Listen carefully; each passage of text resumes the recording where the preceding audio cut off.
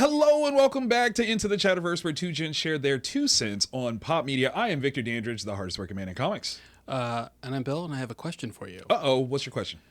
Whether it's waffles, pancakes, or French toast, would you consider that dipping food? Oh, snap. Okay. French toast, definitely dipping. Waffles and pancakes, I don't consider dippers. Yep. Sorry, they're What? all 3 dippers. What? Why? How are they dippers? How are they dippers? You dip it in. You can grab it. I mean, you're saying can dip it or do dip it? I do. I do. You're a dipper. Yeah.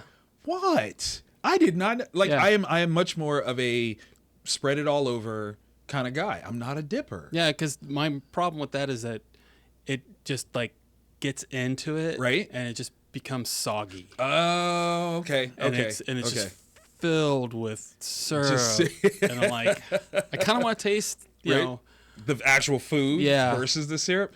Okay, but wait. Okay, so to that end though, when you have a big breakfast like this, do you eat the main course, because that's what we'll basically call that, first, or is it last? What's it with? So we'll be kind and just say bacon, eggs, and your choice of pancake, waffle, or French toast. I'll mix it up. You mix it up. You are. Well, I might won't mix it all on the plate, but I'll take a bite here, bite here, bite here. Wow. No, but not at like, I won't separate everything and go, 12, 1, that kind of thing. Right. But right. I'll and sometimes I'll mix it up depending on what it is. Okay. All right. I am much more guilty of being LL Cool J in toys. It used to be my line too. It's so stupid. I'm a military man. I like a military meal. I don't like my food to touch. Like that was me for the longest time. Yeah. And so I would eat whole sections before I moved on to the next one. And for me, eggs go first because I can't stand cold eggs. I can handle a cold like pancake or waffle or even French toast, but I cannot stand cold eggs. So eggs go first, and then I'll get to everything else. But that's interesting. Do you have a preference on eggs? I'm going to go with scrambled. Definitely scrambled with cheese is my preference, but I don't do anything else wild with it. Like no ketchup, no hot sauce. I don't do that. Yeah. What about you? What's your I don't preference? You don't care at all? Yeah. Poached, fried? As long as it's not like super runny. Okay. Like if it's runny scrambled eggs, then I better have like toast. Yeah, so you can sop it up. Yeah. I get it. Okay.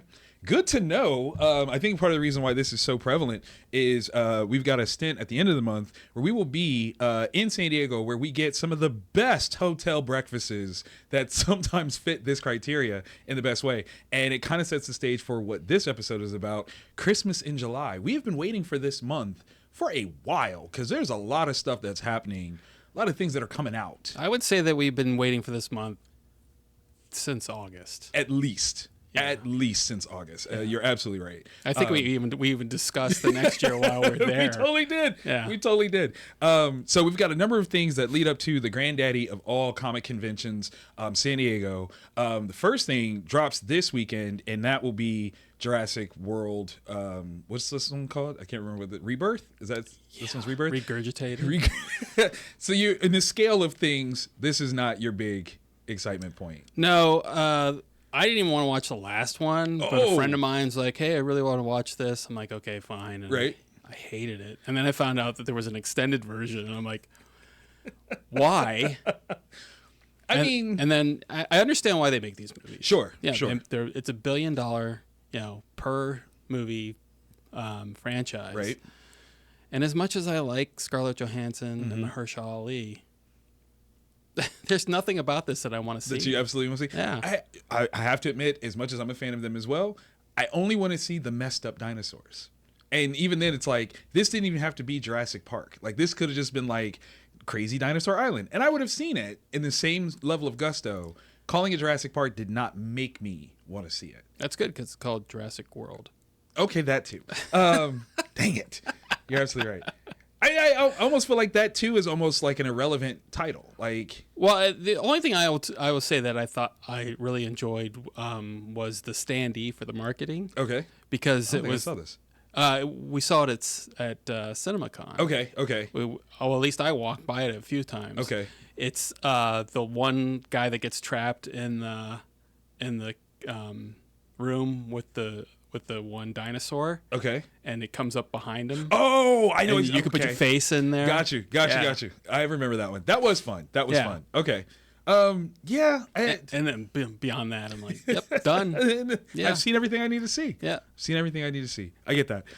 This weekend for me, unfortunately, I won't be in town to watch the movie. I will be in Denver for Fan Expo Denver. This is, I think, my third or fourth time. I think maybe fourth time going back to this show. It's a fun one, but it's tricky though. You've been to Denver, yeah? I've been to Denver. Yes. Okay, so it being Mile High City is like a name, like sort of thing that I've known forever, but I've never really like felt the effects of it. But I know a lot of people who have, and being so high up, altitude sickness is a real thing, and like different staff members, all kinds of folks have definitely been like, this was fun, but I feel like I'm gonna die because the air is thin. And I'm very lucky, knock on wood, that it's never affected me. I'm really hoping that it doesn't, but I'm hearing people that are there now setting up who are like, yeah, I'm starting to feel it. And I'm like, no. Where are these people from? All over. California, Florida, all Are over. like really close to like Water? Mostly. You think that's it? So Yeah. it's like the altitude Sea level. is... Yeah. Oh, Yeah, because so they're actually really... up there. And I don't even know what the elevation is in Columbus. Yeah, I don't either. But it hasn't gotten me too bad. So knock on wood for that one. One of my biggest panels this coming weekend is Celebration, where we're talking about the 35th anniversary of the live action Ninja Turtles movie. And I'm super stupid excited about that. Yeah, what is our elevation here? 900 feet. That's still better than. yeah, it's better than sea level. Yeah. Yeah. We'll So, take that. we're like, what, quarter of the way there? Maybe not even. It's a step in the right direction though. So yeah, that one I'm super excited for. This is the actual this is the show that actually started my do a cartwheel sort of weird thing that I made a t-shirt about. That's a sorta weird thing. Sort of weird thing. Sorta weird thing. Well, I mean, it became a thing in a weird sort of way. Have I ever told you the story about how this happened? Yeah, but I don't think you've told everyone else. Oh, well then I gotta tell everyone. So it was totally my fault. Again, this was like two years ago. Yes, 2 years ago. And we had just done Fan Expo Dallas, like right before it, right? Mm-hmm. So Dallas, Denver, start with the same sound. Little slip of the tongue. I'm supposed to be introducing Shamik Moore. I'm talking to the audience, and I accidentally call them Dallas. And they're like, Denver! And I'm like, what did I say? And they're like, you said Dallas. I'm like, oh, that's my fault. How can I make it up to you? And someone yells out, do a cartwheel. And I'm like, all right, sure. I'm thinking nothing of it. Like, it's not a thing. Do the cartwheel, big laughs, big fun. There's video of it somewhere.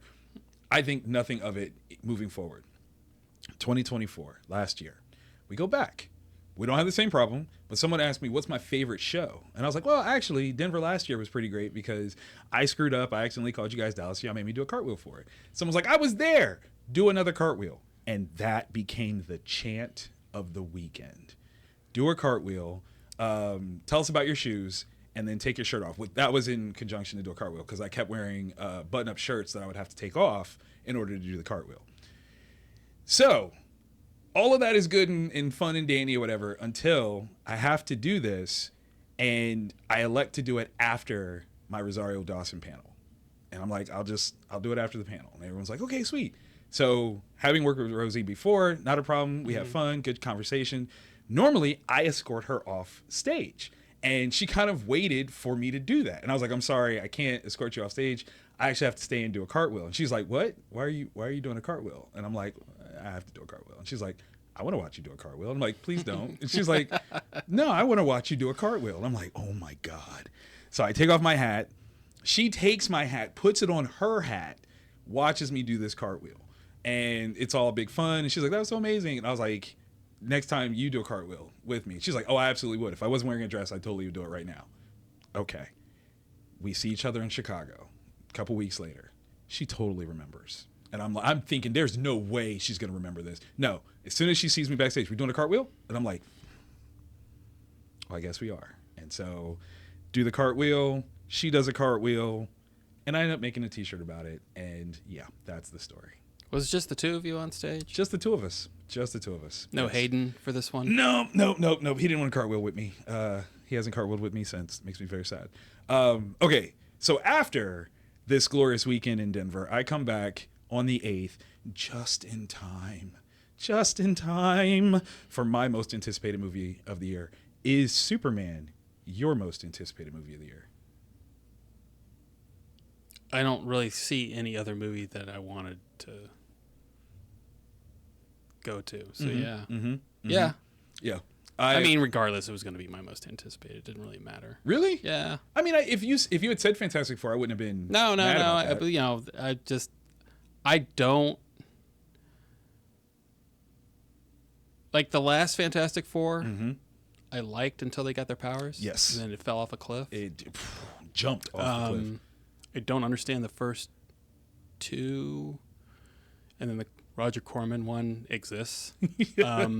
Just to exist, though. I just always felt that once Marvel got a hold of Fantastic Four, it would be done well. Yeah.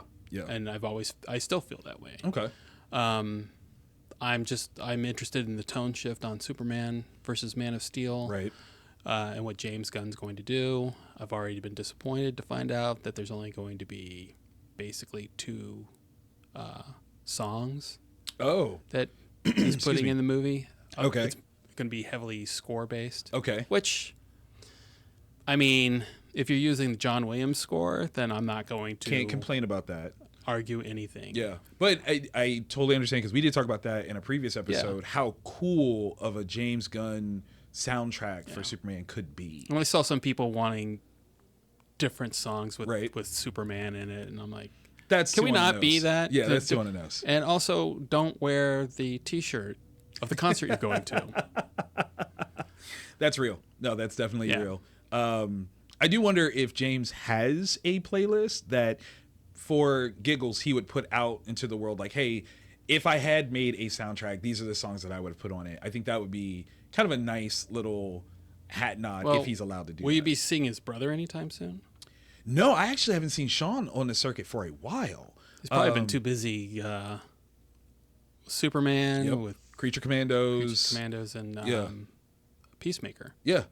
So now I'm wondering if he's going to be in Supergirl at all. Oh, that's a really good question.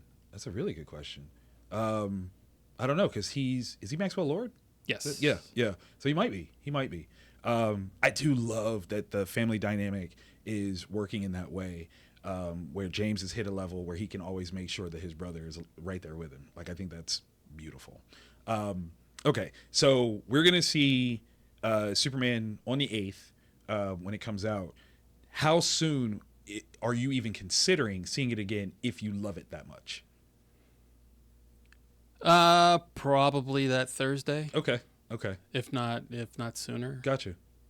If not, put it on repeat after. Just let it play. Let it go again. Okay. All right. Are you excited? Because obviously when we watch it on the 8th, we're going to do something somewhat unique for your position, which is watching it with a group of people, where a lot of times you watch a lot of movies and it's just you or maybe me solo in the theater. Are you excited for what that will be, or are you compartmentalizing what the experience is? I'm more interested in it, but also I'm hoping there won't be people with phones and all that kind of stuff, which is really what takes me away from the whole thing.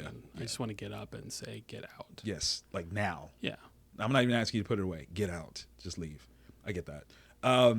Okay, so in conjunction with Superman launching, I'm launching a new Kickstarter, and it's kind of a return Kickstarter for my Kinder Wonders project. You've supported a few of my Kickstarters before, which I thoroughly appreciate. This one is a bigger initiative where I'm looking at how do I affect better readership and having more of a range of readers. Like, obviously we have a big conversation about who comics are for these days. But I recognize that, like, there's some parents that they're not quite on the comics are literature or they're real books train. Like, I get it. Like, they're not there yet. So we're doing a format that's, we call it high-low. It's like early readers, but also could work for kids who are struggling in their readership. So it's high interest, low readability style books. And we have 2 new books. One is a totally original homage called If You Give a Kid a Comic. It's somewhat of a semi-autobiographical piece that's like how comics changed me, right? Like I didn't like to read as a kid until I found comics, and then it kind of opened up doors for me. And I had this idea. It was so funny. I wanted to tell this story for a while, but when we were at San Diego last year, I got the idea of it being a kindergarten story who I co-created with Justin Castaneda, and I pitched it to him, and he's like, oh, absolutely, let's do this, and knocked it out. It's a beautiful looking book, totally a love letter to If You Give a Mouse a Cookie, which was one of my favorite like books when I was like a kid. So this is something that you thought about a year ago, yeah, essentially. Yeah. How long did it take you to write? Officially, I would say maybe, with all given constraints of time, maybe a month. Because like I had a version of it that I had written that I sent to Justin, and then based on his artwork, I adjusted some things. Because like it originally was like 16 pages, he made it in 12, and then based on some of his artwork, I threw in more comic book style dialogue between characters on the page because it felt empty, as though they should be interacting a little bit more, and they weren't. So I added that. So I would say overall about a month, which wasn't terrible. But the second book is an adaptation of our first comic, How Far Is Up, and turning that into like an early reader format, with the intent that you could read this version of it, and say you get a little bit older and you're ready for a little bit more independent reading, you can read the actual comic, and it reads differently because it's more dialogue based than prose based. And so just kind of creating like an avenue of growth for readership, which I think is pretty fun and a great opportunity to really kind of make, books that have more meaning than just, oh, I created a cool thing, something with purpose. And when is this kicking off? We're going to kick that off with the launch of Superman. So July 7th, we're going to, 11th. I keep saying that 7th because 7 is the month, 11 is the day. July 11th. So Friday. Yes. Coinciding with the launch of Superman, because it was the death of Superman that got me into reading. So kind of sharing that story and using that as kind of the promotional angle of why we're even doing this. That's part of it. So. And you'll be sure to put a link in. Oh, please believe it. Description. Absolutely. You'll see a link down below. You guys can hit the notify me, so you can follow that page. And then as soon as we launch, you'll be notified of that. So yes, if you guys are watching, definitely check it out. Definitely appreciate that. Fantastic Four, man. I think that's next. Is it? Because I think we have like a break. There's like a week or two. Well, yeah, because technically it comes out on the 11th, right? And then Fantastic Four comes out on the 25th, right? So exactly 2 weeks. Yeah, so we'll be in San Diego at the time when it comes out, and barring anything, we will not be able to see it before we go. But we might see it while we're out there. Oh, we will definitely see it while we're out there. I don't want to say might. One way or the other, we got to see that movie while we're out there. I'm thinking, how do we swing it so we do it on Wednesday night? There's got to be a way. There's got to be a way. We got to know somebody. There's got to be something that we can do. Pretty sure we're going to know somebody. Yeah, because we know people. Yeah. But we will already be out in San Diego. And one of the things that we've been talking about since is seeing San Diego before San Diego. And so we're arriving on Monday, and I think that's one of the things that we have found the most excitement for. We ventured out there, what was that, last WonderCon? That was like, when did we do that? It wasn't this past year, it was year before. Year before. Yeah. So we went out to San Diego, and I kid you guys not, like having gone to San Diego Comic-Con since 2017, missing a year or so, there were facets that were out there that I had never seen before. Yeah, I think the quote was, when did that statue get there? And I'm like, it's always been there. It's so true. It's so true. Total, there's a huge, beautiful statue, but it's usually hidden by the carousel tents that you wait under to go into Hall H. Exactly. I have never seen it before, and I'm literally thinking it's something brand new. It's not. Bill had a good laugh off of that one. But the other thing is, like, the area looks so different before it has all the window dressings for Comic-Con. And we want to capture that for you guys, because I think that's something. I mean, San Diego is a beautiful place, like without question, right by the water. Gorgeous, but it becomes something very different when Comic-Con happens. Well, it also, is a little bit different when you have like a 500-foot yacht right in the harbor. Oh my God. That's because we did see some crazy beautiful boats back there, but there were some that was like, that's not the IMDb boat. Like that's not that's that putting at all. it to shame. Right? Like that's The IMDb boat would be the dinghy. For yes, it would, because there are some fleet worthy. Yep. Like if they had an arsenal, I wouldn't be surprised. Yeah. Like the only thing missing, they had a helicopter. We did see. So the only like thing missing was like a landing strip for like a Cessna or right. something. And maybe that boat just wasn't there that day. Like that probably is true. Absolutely.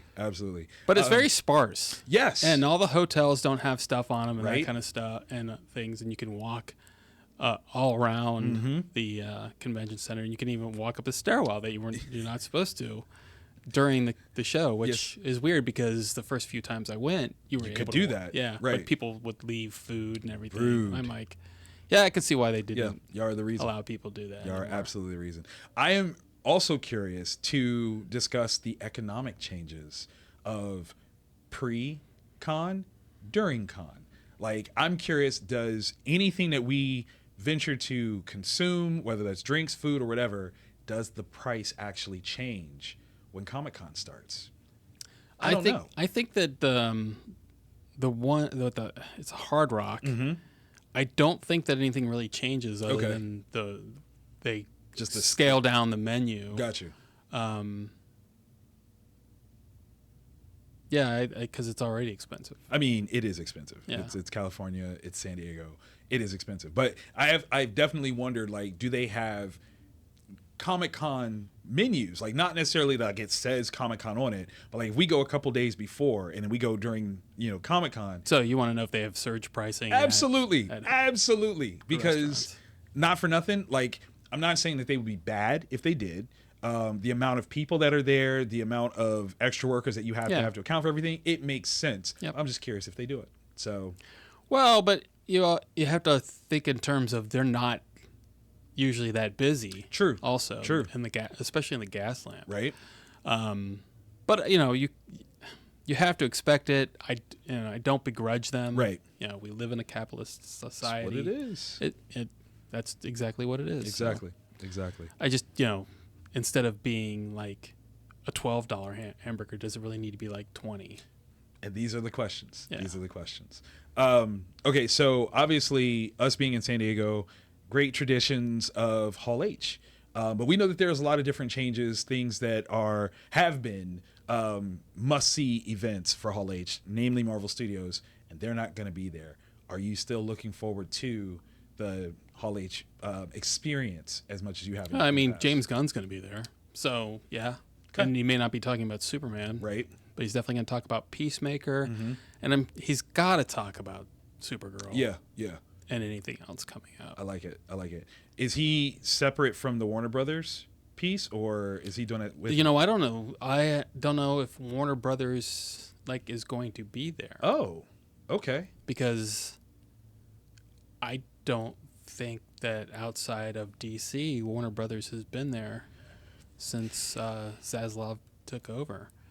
Now that you say that, I might have to literally agree. I don't remember that. Yeah. I think the last Warner Brothers thing that I recall was like Grindelwald. Like, that was years ago. Yeah. Oh, wow. It all kind of blurs together a little bit. Yeah. Okay. All right. Is there anything else in particular with San Diego that you're super excited for? You know what? I think just walking around. Yeah. Just seeing everything. I enjoy, though I don't cosplay, I enjoy seeing the different costumes. True. I'm hoping to see Leisure Suit Boba Fett. I haven't seen him in a few years. Got to be back. Come on. First 4 or 5 years I went. Yeah. Every time. Every time. That's how you knew it was. Show's on. Here we go. Though I have to say that my favorite costume was probably a guy dressed as Tony Stark with an Iron Man suit on without the helmet. Okay. Carrying an iron. That's a good one.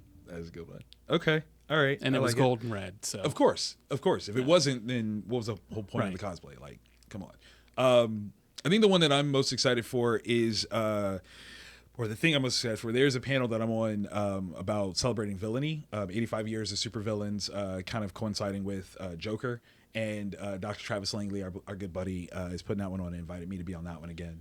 And it was fun because we did it in WonderCon, and I had like the most wild, off the cuff answer for who I thought was the greatest villain of all time.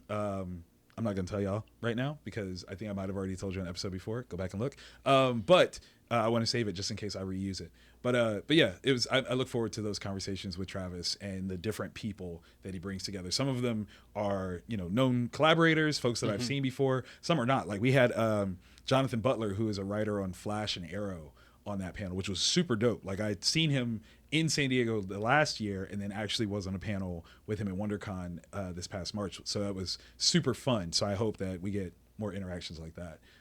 But that's definitely what I'm looking forward to in the San Diego Fair, is just kind of moving up a little bit.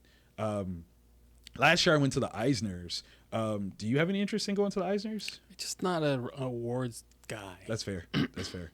I mean, without...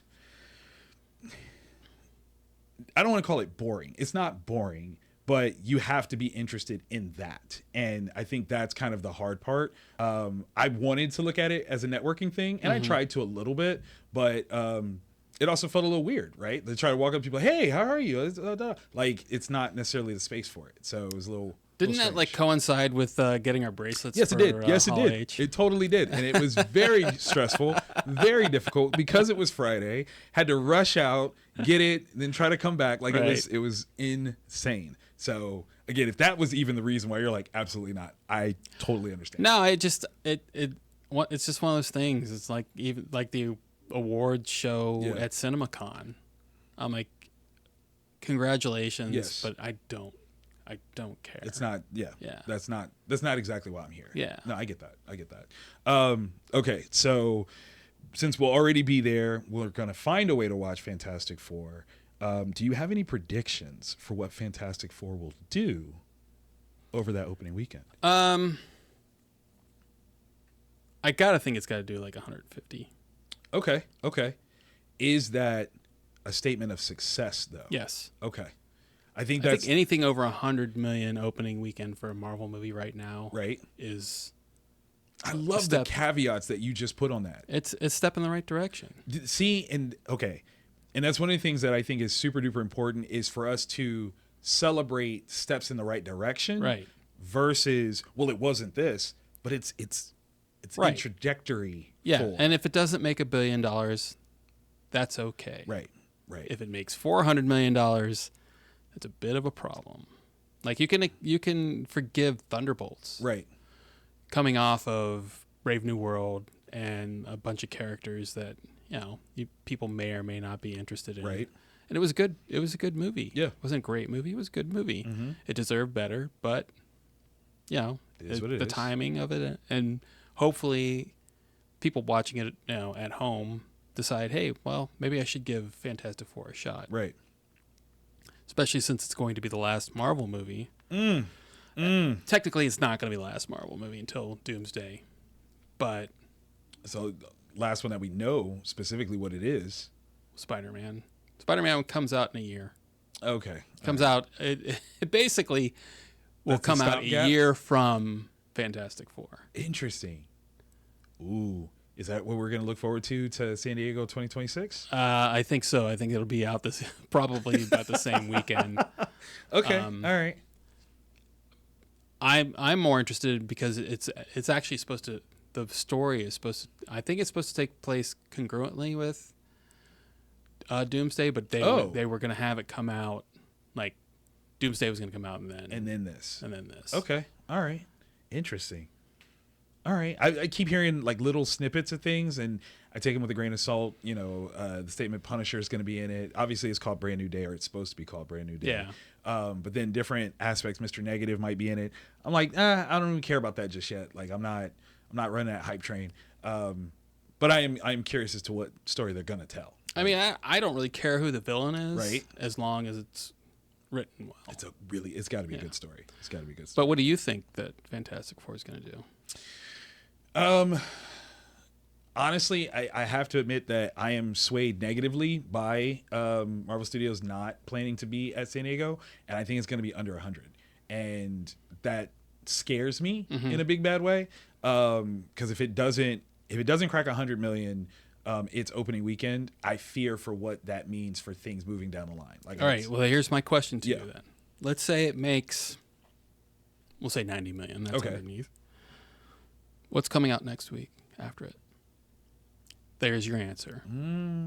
Okay. Okay. So second week doesn't necessarily have to have as big of a fall off. Right. If it falls, if it does a normal fall, which would be somewhere in the early to mid 50s, that's okay. But if it does more like in the 40s, then the word of mouth is there. Okay. So is your 150 within the first 10 days? 150 is first weekend. Okay. All right. Yeah. All right. I do hope you're more right than I am. 150 for the first 10 days would be a failure. Okay. Got you. Over 10 days, you expect closer to 210? I would. So if you go 150 opening weekend and it has, let's say a 60%, let's say a 50% drop. It's easier to do the math that way. That's 225 right there, and without Monday through Thursday. Got you. Okay. All right. I let's keep track of that. Are we absolutely in agreement that Superman is going to beat it? I think it's going to beat it. No, you don't think it's going to beat it? No, I have my doubts. Okay. Because you're talking about as bad as the other Fantastic Four movies were. They're not. That's not a top tier thing. That's fair. It's not Spider-Man. Right. It's not Captain America. It's not the Avengers. Right. Superman is all on his own. Yeah, Superman is part of the DC Trinity. Right. And I think everything that's happened with Man of Steel and the DCEU, that people were going to be hesitant to come out. Okay. I think it will beat Fantastic Four, but I also won't be surprised when it doesn't. Got you. But it has to do over $600 million for the run. Okay. All right. And that's not to be profitable, right? But that's to grab attention, right? I think it'll be interesting considering it has a 2-week head start. When it matches up against Fantastic Four in the same time run, how that will actually look. Is it possible that Superman gets people excited for Fantastic Four, and because Fantastic Four comes out afterwards, it actually gets to carry a little bit longer, like an F1 drift. That's a reference to the movie we just watched. Or will it just be totally separate? Like, will there be any sort of correlation of success of one to the latter? I don't know, because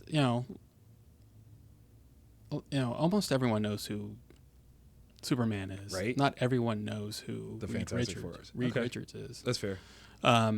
And I also think people are going to be confused by this movie because it's going to take place in a 60-ish alternate reality.